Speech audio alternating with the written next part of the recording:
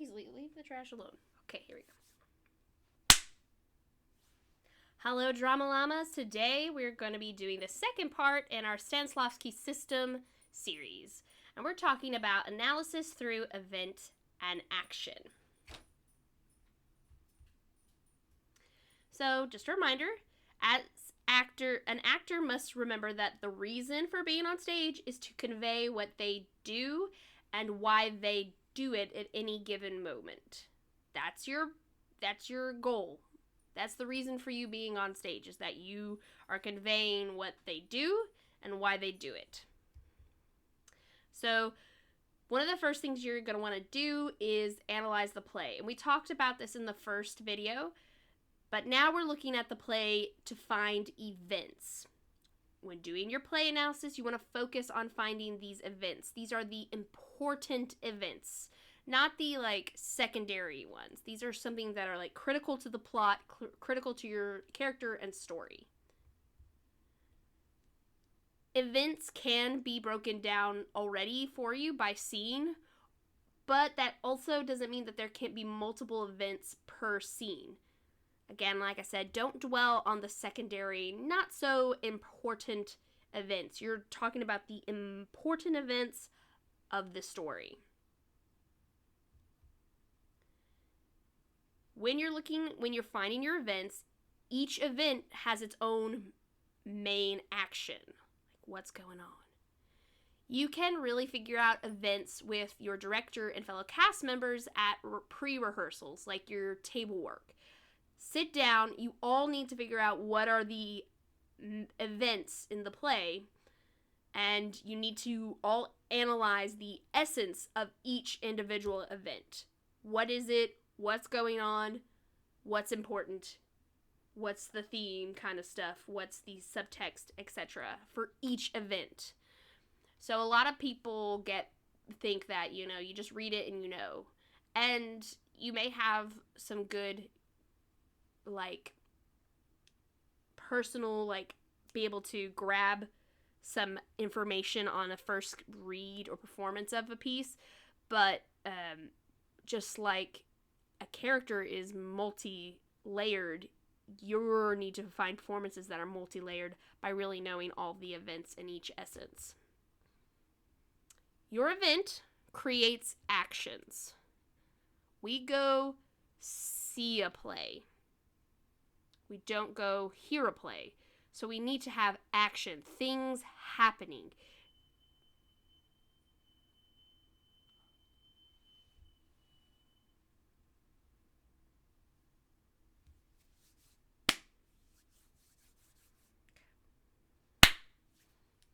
So when you're thinking about events, you need to make sure it creates some sort of action. The events create something that makes things keeps going.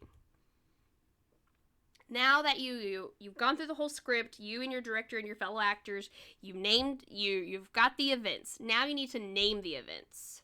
So you can give them different names. Try not to use a verb to name them, more of a characteristics of the individual events. I know that when I've worked in plays, we've given them some silly names as we went on further in the rehearsal process and when we added tech. But you could give things like, this is the Tell My Truth event. This is the Runaway event. This is, you want to give it some sort of characteristics. You want to give this naming to all the actors and the director. You all should have the same essence and character and name for the event, so that y'all are all on the same, y'all understand what the importance of this event in the play is. And then where you start you differentiate from the other actors is your character's reaction and actions within the event. So how does your character act? What are they doing in the event, and what is their reaction to what others are doing in the event? What they say and what they do. Actions are defined by an active verb. So it's not a passive verb. You're doing something. Even if, yes, you may not be lifting, all the weights, like physical weights, but you are doing something no matter what. So that's one thing that drives me as a director crazy. I go, okay, well, what verb are we using for this? And they'll be like, they'll go to the more obvious, like, I'm sitting. I go, yes, you're sitting, but what are you actively trying to do in this scene? Be expressive, precise, be logical. You have a goal. So your goal, whatever your goal is for that scene, you have to get to that goal in some way, and you need to use active verbs. You can find a bunch of active verbs online. You can type in acting active verbs, and you're going to find PDFs and stuff like that. I just wanted to show you, it's not a very great picture, but I wanted to show you a list of things that I'm talking about. Like, there's stuff that's physically there, like you're writing.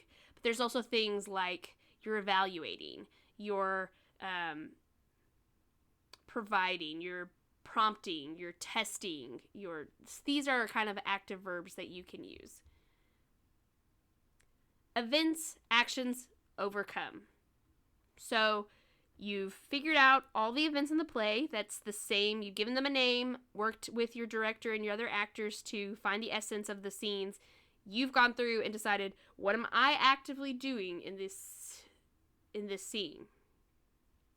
To understand action, you must analyze that play. It is so important. And some people skip over this, and they're going to find that their performance is very shallow. Not that they are shallow as a person or as a character, but it's not going to be very deep.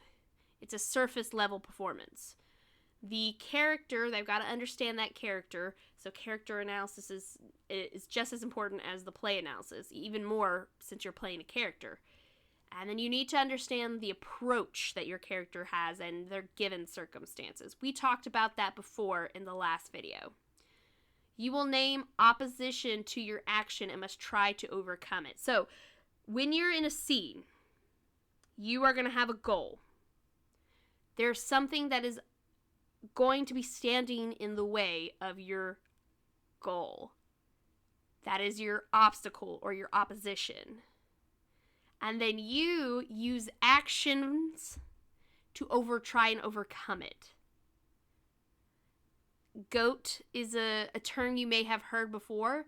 Goals, obstacles, tactics, expectations. And you need to figure that out for every single scene or event, for the whole play, for your character. That way, you're not just playing one active verb the whole time. Your verbs change because things stand in your way. And sometimes you're going to have multiple things in the same event that try to oppose you, and you could try and get it to going, using your verbs to get in a different way. So in summary, you've got to find the events. You got to name that action and find your fight. What is your character fighting for? Physically, emotionally, what are your character fighting for? All right, guys, that is our second video and our Stanislavski system. I hope you enjoyed it. Go out there, find your event, name the action, and fight for what your character wants. All right, I'll talk to y'all later. Bye, Drama Llamas.